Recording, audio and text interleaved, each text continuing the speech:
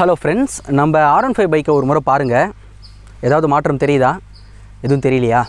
கிட்ட விடா ஹேண்டில் பாரை பாருங்கள்.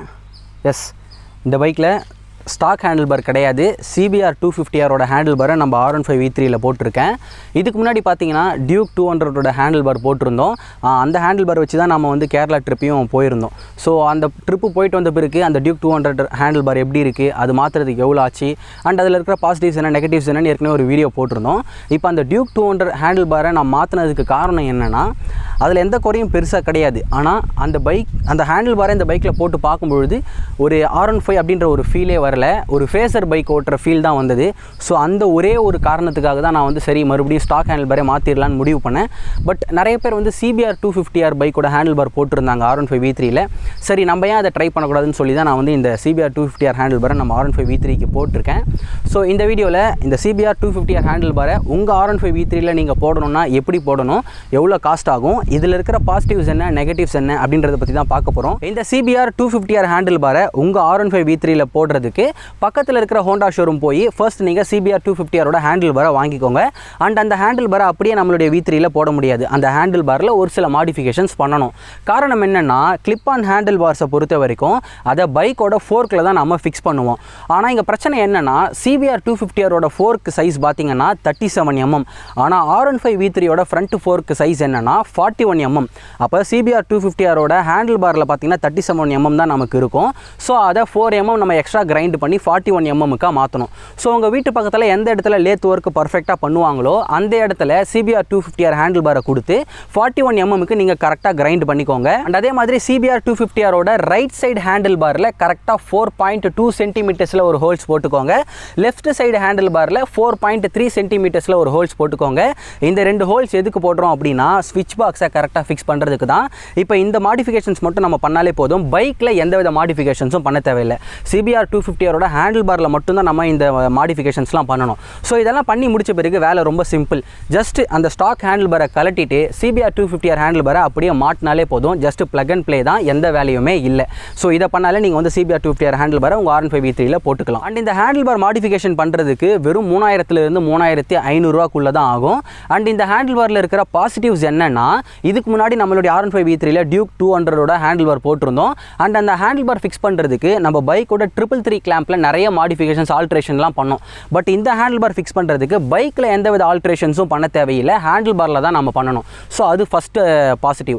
ரெண்டாவது பாசிட்டிவ் என்னென்னா, டியூக் 200 ஹேண்டில் பாரோ இல்லை வேறு எந்த ஹேண்டில் பார் போட்டாலுமே நமக்கு R15 V3 அந்த அக்ரெசிவான லுக்கு போயிடும். ஆனால் இந்த CBR 250R ஹேண்டில் போட்டாலும் சரி நமக்கு எந்தவித லுக்குமே வந்து பாதிப்படையாது. ஸோ R15 பார்க்கும்பொழுது நமக்கு எக்ஸாக்டாக வந்து R15 பார்க்குற மாதிரி தான் இருக்கும். ஸ்டாக் ஹேண்டில் பார் இருக்கிற மாதிரி தான் இருக்கும். ரொம்ப நம்ம உத்து கவனிச்சாதான் ஹேண்டில் பாரை நம்ம மாடிஃபிகேஷன்ஸ் பண்ண மாதிரி நமக்கு ஃபீலே ஆகும். அண்ட் இன்னொரு மூணாவது பாசிட்டிவ் என்னென்னா, இந்த ஹேண்டில் பார் பார்த்தீங்கன்னா ஸ்டாக் ஹேண்டில் பாரை விட 2 to 3 inches பார்த்தீங்கன்னா நமக்கு இன்னும் கொஞ்சம் ஹைட்டாக வரும். ஸோ ரைடிங் போஸ்டர்ஸ் நமக்கு கொஞ்சம் அப்ரைட்டாக வரும். அப்ரைட்னு சொல்ல முடியாது, இதுவுமே அக்ரெசிவ் தான். பட் ஸ்டாக்கை கம்பேர் பண்ணுறத விட இன்னும் கொஞ்சம் நம்ம நிமிந்து ஓட்டுற மாதிரி இருக்கும். ஸோ இதனால் ரிஸ்ட் பெயினும் சரி பேக் பெயினும் சரி நமக்கு முன்னே இருந்ததை விட இருக்காது. நாலாவது முக்கியமான பாசிட்டிவ் என்னென்னா, இந்த CBR 250R ஹேண்டில் பாரை தவிர்த்து நம்ம எந்த ஹேண்டில் பாரை மாடிஃபை பண்ணாலுமே நம்ம ஃபுல்லாக பைக்கை டர்ன் பண்ணும்பொழுது ஹேண்டில் பார் பார்த்தீங்கன்னா வைசரை இடிக்கும். அதனால் நிறைய பேர் பார்த்தீங்கன்னா வைசரை கட் பண்ணுவாங்க. ஆனால் இந்த ஹேண்டில் பாரில் அந்த பிரச்சனையே கிடையாது. நான் ஆல்ரெடி சொன்ன மாதிரி ரைட் சைட்லையும் லெஃப்ட் சைட்லையும் நீங்கள் கரெக்டான சென்டிமீட்டர்ஸில் ஹோல்ஸ் போட்டிங்கன்னா உங்களுக்கு ஸ்விட்ச் பாக்ஸ் கரெக்டாக ஃபிக்ஸ் ஆயிரும். ஸோ நீங்கள் ரைட்டு திருப்பினாலும் சரி லெஃப்ட் திருப்பினாலும் சரி ஹேண்டில் பார் அவ்வளோவா இடிக்காது, லைட்டாக தான் இடிக்கும். அண்ட் அதுக்காக நீங்கள் வைசரை கட் பண்ண வேண்டிய அவசியம் இல்லை, அதை அப்படியே விட்டுறலாம். கடைசி ஒரு போனஸ் டிப்ஸ் என்னென்னா, இப்போ ஸ்டாக் ஹேண்டில் பார் இருக்கும்பொழுது நம்ம ஸ்பீட் பிரேக்கரில் போகிறதோ இல்லை பள்ளமேடு அதிகமாக இருக்கிற இடத்துல போகிறோம் அப்படின்னா நம்மளுடைய ரெண்டு முட்டையும் நசுங்கிறதுக்கான வாய்ப்புகள் இருக்குது. ஆனால் இந்த CBR 250R ஹேண்டில் பார் மாற்றிட்டிங்கன்னா உங்களுக்கு அந்தளவுக்கு வந்து முட்டை பாதிக்காது, ஓரளவுக்கு சேஃபாக இருக்கும். இன்னும் நீங்கள் பில்லியன் ரைடரெல்லாம் போனீங்க அப்படின்னா ரெண்டு முட்டையும் உடையிறதுக்கான வாய்ப்புகளே இருக்குது ஸ்டாக் ஹேண்டில் பாரில். பட் இந்த CBR 250R ஹேண்டில் பாரில் அது ஓரளவுக்கு நமக்கு வந்து கொட்டையை ப்ரிவெண்ட் பண்ணும். அண்ட் இந்த ஹேண்டில் பார் மாடிஃபை பண்ணி அரௌண்ட் நான் 8 months ஆயிடுச்சு. இந்த 8 monthsல நான் நிறைய முறை வந்து 145 148லாம் ரீச் பண்ணியிருக்கேன். அந்த ஹை ஸ்பீடில் கூட ரொம்பவே கண்ட்ரோல்டாக ஸ்டேபிளாக இருந்தது. எந்த இடத்துலையுமே வந்து எனக்கு கான்ஃபிடன்ஸ் மிஸ் ஆகலை. ஆனால் கார்னரிங் பண்ணும்பொழுது ஸ்டாக் ஹேண்டில் பார் அளவுக்கு எனக்கு கான்ஃபிடன்ஸ் இல்லை, கொஞ்சம் கான்ஃபிடன்ஸ் மிஸ் ஆகிற மாதிரி இருந்தது. பட் இதை குறை சொல்ல முடியாது, ஏன்னா ஸ்டாக்கில் இருக்கிற ரைடிங் எர்கனாமிக்ஸ் நமக்கு மாடிஃபை பண்ணும்பொழுது கண்டிப்பாக கண்டிப்பாக நமக்கு 100% அச்சீவ் பண்ண முடியாது. ஸோ அது வந்து ஒரு பெரிய குறையாக எனக்கு தெரியல. மற்றபடி வைப்ரேஷன்ஸ் பொறுத்த வரைக்கும் கொஞ்சம் வைப்ரேஷன்ஸ் இருக்குது. அதுக்கு காரணம் என்னென்னா, வேலூரில் எனக்கு அந்த CBR 250R ஹேண்டில் பாரோட பார் அண்ட் வெயிட்ஸ் பார்த்தீங்கன்னா எனக்கு கிடைக்கல. அதனால தான் நான் வந்து பார் அண்ட் வெயிட்ஸ் இல்லாமலே ஓட்டியிருக்கேன். ஸோ இதனாலையும் எனக்கு வைப்ரேஷன்ஸ் இருக்குது, பட் பெரிய அளவில் வைப்ரேஷன்ஸ் இல்லை, லைட்டாக தான் வைப்ரேஷன்ஸ் இருக்கும். அண்ட் இதில் இருக்கிற ஒரு மிகப்பெரிய குறை என்னென்னா, இந்த ஹேண்டில் பாருக்கு ஏற்ற போல்ட் எனக்கு வந்து கிடைக்கல. அது வந்து வெள்ளூரில் கிடைக்கல, மேபி சென்னையில் உங்களுக்கு கிடைக்கலாம். ஸோ இங்கே கிடைக்கல. அதனால் என்ன பண்ணேன்னா, டிவிஎஸ் நிறுவனத்தோட போல்ட்டை யூஸ் பண்ணேன். ஸோ அது பார்த்தீங்கன்னா ரஸ்ட் ஆகுது. ஸோ இதில் இருக்கிற ஒரு பெரிய பிரச்சனை என்னென்னா, போல்ட் ரஸ்ட் ஆகுது. அந்த போல்ட் வந்து நான் நிறைய இடத்துல வேலூரில் ட்ரை பண்ணேன், கிடைக்கல. பட் உங்கள் ஏரியாவில் கிடச்சிச்சுன்னா நீங்கள் தாராளமாக ஒரிஜினல் போல்ட்டை போடுங்க. கண்டிப்பாக நீங்கள் லோக்கல் போல்ட்டு போட்டிங்கன்னா என்ன மாதிரியே உங்களுக்கு வந்து ரஸ்ட் ஆகும். ஈவன் நான் டிவிஎஸ் போட்டுமே ரஸ்ட் ஆகுது. ஸோ எனக்கு தெரிஞ்ச ஹோண்டா அது போட்டால் மட்டும்தான் ரஸ்ட் ஆகாமல் இருக்கும். ஸோ அது ஒன்று மட்டும்தான் எனக்கு வந்து இந்த ஹேண்டில் பார் மாடிஃபிகேஷன்ஸில் குறையா தெரியுது. அவ்வளோதான். இந்த CBR 250R ஹேண்டில் பாரை உங்கள் R15 V3 எப்படி ஃபிக்ஸ் பண்ணணும்னு சொல்லியிருக்கேன். அண்ட் அதே மாதிரி அதுக்கு காஸ்ட் எவ்வளோ ஆகும்னு சொல்லியிருக்கேன். அண்ட் இந்த ஹேண்டில் பாரில் இருக்கிற பாசிட்டிவ்ஸும் சொல்லியிருக்கேன், நெகட்டிவ்ஸும் சொல்லியிருக்கேன். அண்ட் கடைசியாக இந்த CBR 250R ஹேண்டில் பாரை நான் யாருக்கெல்லாம் சஜஸ்ட் பண்ணுவேன், யாருக்கெல்லாம் சஜஸ்ட் பண்ண மாட்டேன் அப்படின்னா, ஃபஸ்ட்டு யாருக்கெல்லாம் சஜஸ்ட் பண்ணுவேன்னா, இப்போ டெய்லி நீங்கள் R15 V3 தான் யூஸ் பண்ணுவீங்க. நிறைய பேர் பார்த்தீங்கன்னா இந்த R15 V3லேயே வந்து ஸ்விக்கி, ஜொமேட்டோ இந்த மாதிரி பைக் அதிகமாக யூஸ் பண்ணுவீங்க அப்படின்னா நீங்கள் வந்து CBR 250R ஹேண்டில் பாருக்கு போகலாம். அண்ட் இதே மாதிரி லாங் ட்ரிப் அதிகமாக போவீங்க அப்படின்னாலும் நீங்கள் CBR 250R ஹேண்டில் பாருக்கு மாற்றிக்கலாம்.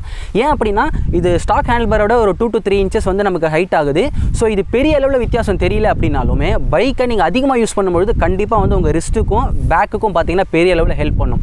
யாருக்கெல்லாம் சஜஸ்ட் பண்ண மாட்டேன் அப்படின்னா, காலையில் பைக்கை ஆஃபீஸுக்கு எடுத்துக்கிட்டோ இல்லை காலேஜுக்கு எடுத்துக்கிட்டோ போவீங்க, ஈவினிங் ஒரு முறை அதே மாதிரி ஓட்டிக்கிட்டு வருவீங்க, அக்கேஷனலாக தான் லாங் ட்ரிப்புக்கு போவீங்க அப்படின்னா நீங்கள் வந்து ஸ்டாக் ஹேண்டில் பார்லேயே இருக்கிறது தான் பெட்டர். ஏன்னா கம்மியாக பைக் யூஸ் பண்ணுறவங்களுக்கு இந்த ஹேண்டில் பார் பெரிய டிஃபரன்ஸை ஏற்படுத்தாது. அதிகமாக பைக் யூஸ் பண்ணுறவங்களுக்கு தான் இந்த ஹேண்டில் பார் பெரிய வித்தியாசத்தை காட்டும். அண்ட் நிறைய பேர் பார்த்தீங்கன்னா இந்த CBR 250R ஹேண்டில் பாரை பற்றி வீடியோ போடுங்கன்னு கேட்டுகிட்டே இருந்தீங்க. நான் ஏன் வீடியோ போடுறதுக்கு இவ்வளோ லேட் ஆச்சு அப்படின்னா, இந்த ஹேண்டில் பாரை போட்டு அட்லீஸ்ட் நான் ஒரு 3-4 months யூஸ் பண்ணால் தான் உங்களுக்கு நான் வந்து கரெக்டான ரிவ்யூ சொல்ல முடியும். ஸோ அதனால தான் போடுறதுக்கு இவ்வளோ லேட் ஆயிடுச்சு. ஓகே, இந்த வீடியோ பிடிச்சிருந்தா like, share, comment and subscribe பண்ணி நம்ம MTNS ஃபேமிலியில் ஜாயின் பண்ணிக்கோங்க. ஏன்னா இன்னுமே இன்ஸ்டாகிராமில் ஃபாலோ பண்ணாமல் இருந்தீங்கன்னா மறக்காம இன்ஸ்டாகிராமில் ஃபாலோ பண்ணிக்கோங்க. அடுத்து இன்னொரு யூஸ்ஃபுல்லான வீடியோஸில் உங்களை வந்து பார்க்குறேன். கர்மாவை எதிர்பார்க்காம உதவி செய்யுங்க. மற்ற எந்த விஷயத்தை செய்கிறதா இருந்தாலும் கர்மாவை எதிர்பார்த்து செய்யுங்க. Love you MTNS. நன்றி.